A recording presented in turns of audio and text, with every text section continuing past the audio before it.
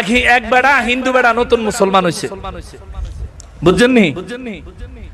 নতুন মুসলমান হইছে বেচারা, মুসলমান হইছে তাবলিগা লাগো কাছে।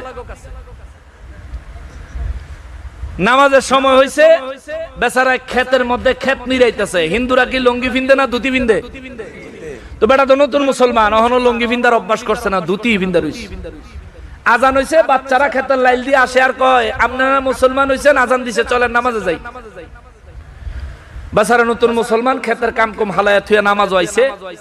গ্রামের মসজিদ তো মুসল্লি কম, আয়া দেখা করে ইমাম সাহেবের বরাবর পিছে জায়গাটা খালি। হে বেটা এই জায়গাতেই দাঁড়াইছে, নামাজে দাঁড়ায় যখন সেজদা দিছে, বেচারা তো ধুতির ফাঁক ফোকর একটু বেশি থাকে না, তো ফোলা ফাইন দাঁড়াইছে বেটার পিছে। মুরব্বীরা নামাজের সেজদা দিলে ফোলা ফাইনে কিন্তু মাথা উড়ে উড়ে দেখে কাটায় কি করে।